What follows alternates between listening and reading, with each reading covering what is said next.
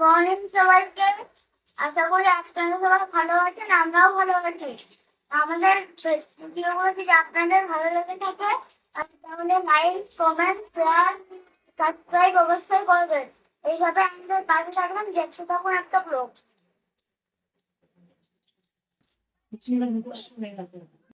পুঁই শাক নিয়ে এসছে, পুঁই শাকগুলো কম পড়ে গেছে। এখন বাড়িতে যেগুলো আছে সেগুলো বেছে বেছে কেটে নেব। আর ভাই মাছের তেল নিয়ে আসলো, পুঁই শাক দিয়ে মাছের তেল দিয়ে একটা সবজি তরকারি নেব।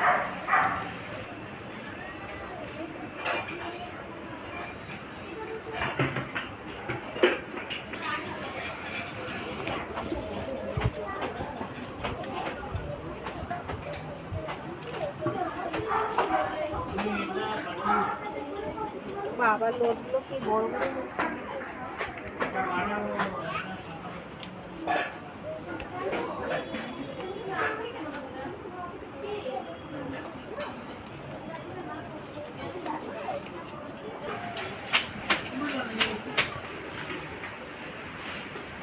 বাড়ির পুঁই শাক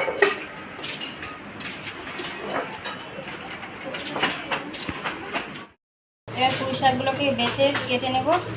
বাড়ির পুঁই শাক তো খেতে খুব সুন্দর হয়, আপনি টেস্ট লাগে খেতে।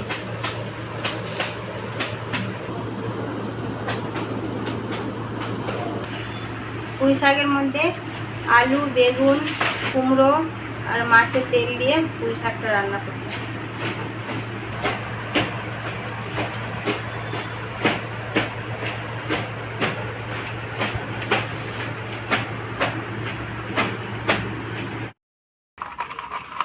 কে কি রান্না করছে? আমি রান্না করছি। ভাত রান্না হয়ে গেছে, শাক রান্না হয়ে গেছে, এখন রান্না করছি মটন। আর তুই কি করছিস? আমি এখন চিকেন না মটন। মটন রান্না করছি। আমি মটন রান্না করছি বন্ধুরা। ভিডিওতে ট্যালেন্ট ভিডিওতে কমেন্টে জানাম। আর আজকে সবাই ভালো আছেন, আমরাও ভালো আছি। এগুলো কমেন্টে জানাও। আমার দাদা বলেছে এগুলো নিয়ে আসতে, তাই এত আমরা খেলছি, এত আমার খেলনা, তাই এগুলো আমার মটন রান্না হয়ে গেছে। এখন আমি নামাবো। তুমি কি বলবে সোনা? হ্যাঁ, দাঁতা চিবাচ্ছি বন্ধুরা। এই দাদা, হ্যাঁ ওরম দেয় না। সন্তা সন্তা রাগ হয়েছে। আমার ডাটাটা নিয়ে ওই ওরকম কাঁচা দাঁতা খেতে নেই না বলে ওটার জন্য কি করছি। পুজো করবো। এখন তো স্নান করা হয়নি, তো তার আগে আমি ঠাকুরের বাসনটা মেজে দিচ্ছি। তারপরে স্নান করে তারপরে পুজো করবো। এটা ঠাকুরের কাপড়টা ধুয়ে নিই ভালো করে, আমার কাচতে দিয়েছি। পুঁই শাকগুলোকে কেটে পরিষ্কার করে ধুয়ে নিয়েছি, সবজিগুলোকেও ধুয়ে নিয়েছি। এবার আমি রান্না করব। কীভাবে রান্না করব আপনারা দেখতে থাকবেন। কড়াই গরম হয়ে গেছে, কড়াই আমি আগে পাঁচফোড়ন দেব। শুকনো কড়াইয়ে আমি পাঁচফোড়নটা দিয়েছি।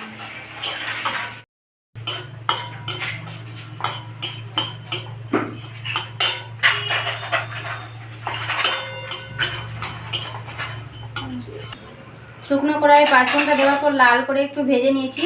তারপরে আমি মাছের তেলটা দিয়ে দেব।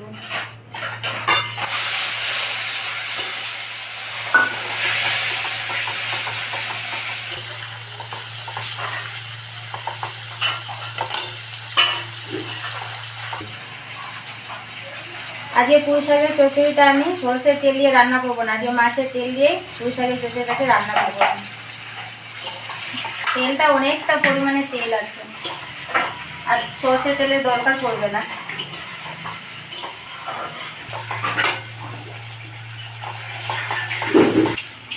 এবার সবজিগুলোকে দিয়ে হালকা করে ভেজে নেব। সবজির মধ্যে আছে আলু, বেগুন, কুমড়ো, কাঁচা লঙ্কা ছিঁড়ে রেখেছি, দিয়ে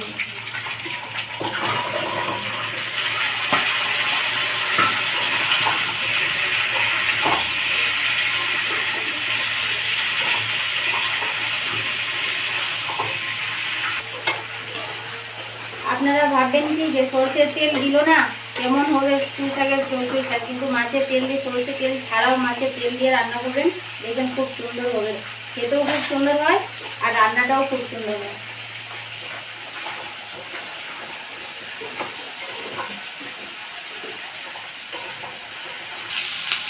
সবজিগুলোকে হালকা করে ভেজে নিয়েছি, এবার আমি পুঁই শাকগুলোকে দিয়ে দেবো।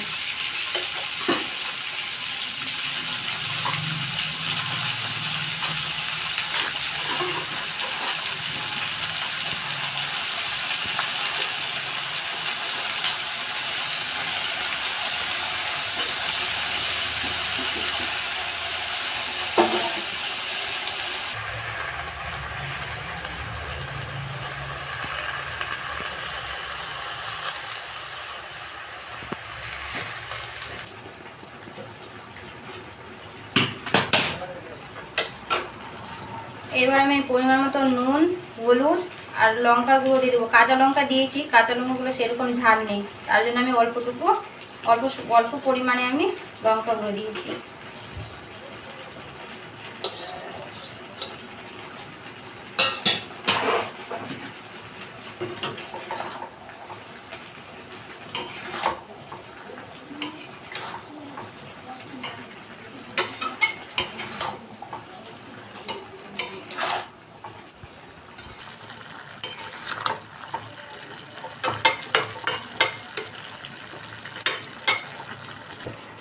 সবজিগুলো সিদ্ধ হওয়ার জন্য আমি কিছুক্ষণের জন্য ঢেকে রেখে দেবো।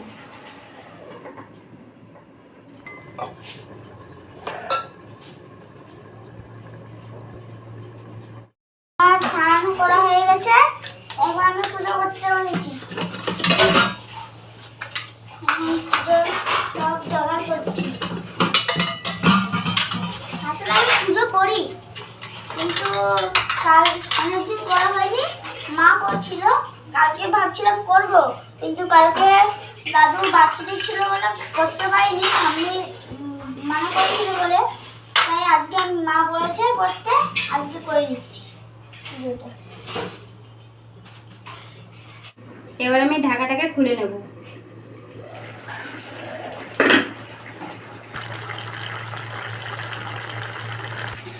পুঁই শাকে অনেকটা জল বেরিয়ে গেছে, নুন দেওয়ার পর অনেকটাই দেখছি জল বেরিয়ে গেছে। জলটা শুকিয়ে গেলে পুঁই শাকের চচ্চড়ি কমপ্লিট। জলটাকে শুকাতে হবে এখন।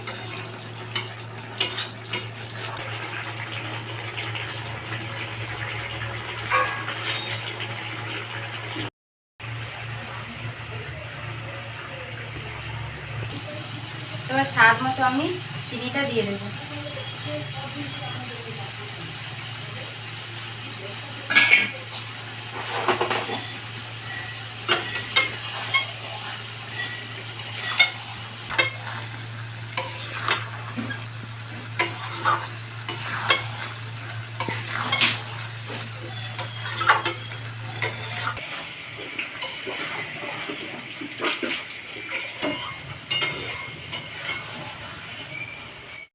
পুঁই শাকের চচ্চড়ি কমপ্লিট হয়ে গেছে, এবার আমি নামিয়ে রাখবো।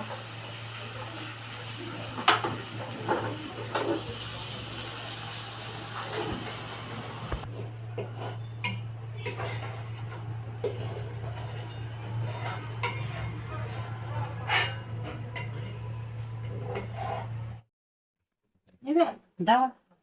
তাও আজকের মেনুতে উচ্ছে আলু ভাজা, আনি। পুঁই শাক তো আপনারা দেখলেন। আর এটা কি হয়েছে বৌদি? এটা ওল। ওল।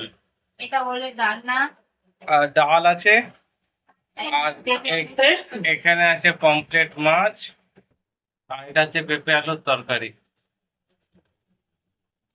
সবাই খেতে বসে গেছি একসাথে।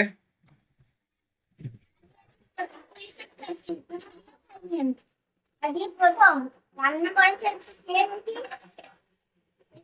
ট্রাই করে। দারুণ হয়েছে। মাছের তেল দিয়ে, হ্যাঁ। মাছের তেল দিয়ে রান্না হয়েছে পুঁই শাক, কি বলবো, হেভি। তেল ছাড়াও যে পুঁই শাকটা মাছের তেল দিয়ে এইভাবে হবে খেতে, ভাবতেই পারিনি, খুব সুন্দর হয়েছে।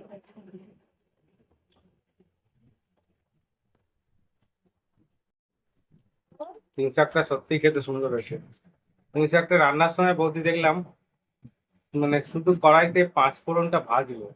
পাঁচ ফোড়ন ভাজলে সেই পাঁচ ফোড়ন ভাজা যে একটা গন্ধ হয় না, সবজির মধ্যে খুব সুন্দর বুঝে যাচ্ছে, দারুণ হয়েছে খেতে।